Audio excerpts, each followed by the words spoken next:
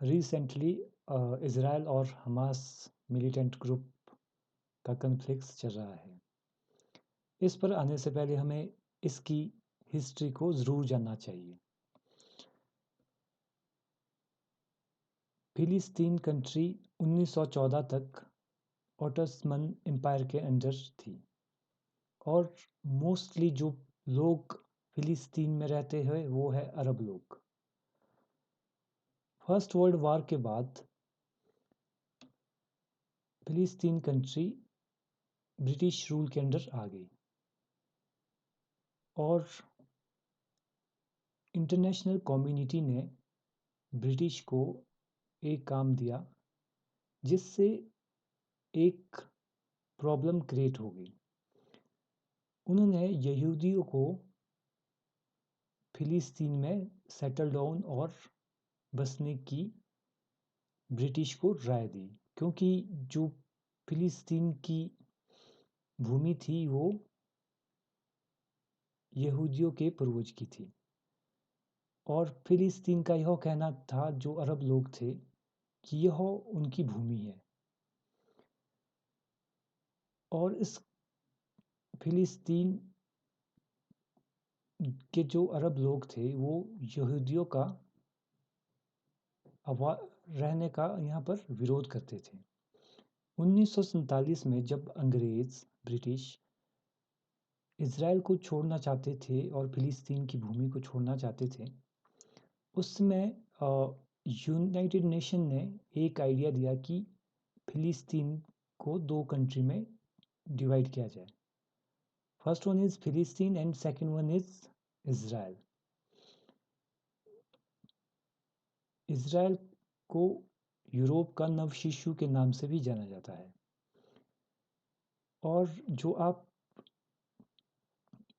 फिलिस्तीन का एरिया था वो दो अरब कंट्री जॉर्डन और इजिप्ट और इज़राइल में बट गया। 1948 में यहाँ पर एक वॉर हुई थी और जो यहाँ के लोग थे फिलिस्तीन के वो आपके वेस्ट बैंक में सेटल डाउन हुए और गाज़ा सिटी में,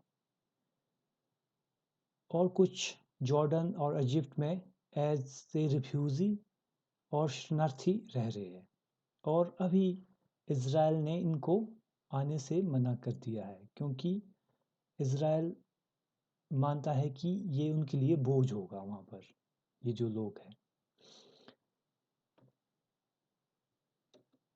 हेलो दोस्तों, मेरा नाम है दिनेश ठाकुर और आपका स्टडी विद मी पर स्वागत है।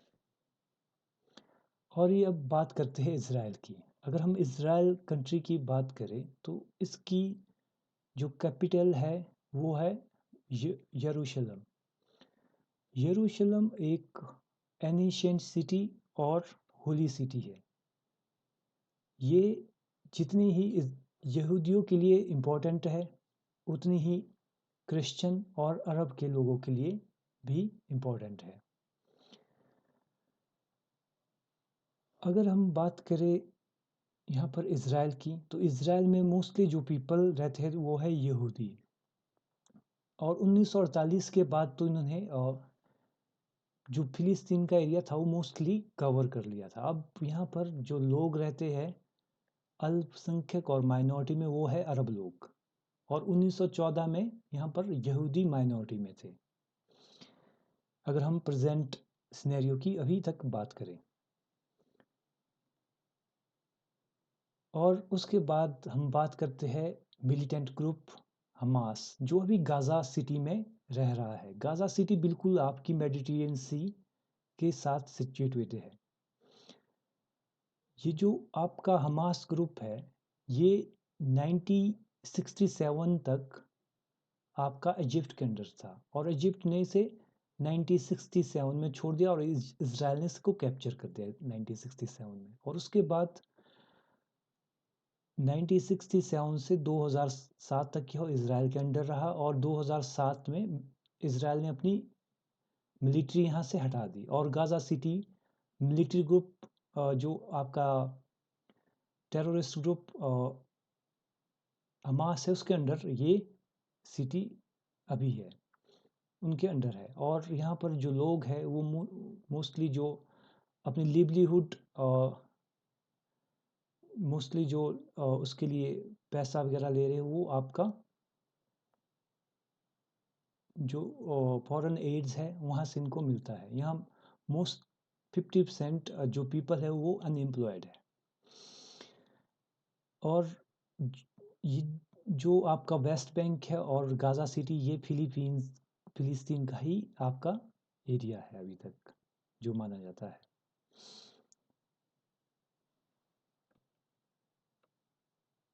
उसके बाद जो गाज़ा स्ट्रिप है तो अभी जितने भी अभी यहाँ पर वॉर कन्फ्लिक्ट्स हुए यहाँ से ही बॉम्बिंग जितनी हुई इज़राइल में वो गाज़ा सिटी से मिलिटेंट ग्रुप हमास ने ही की है।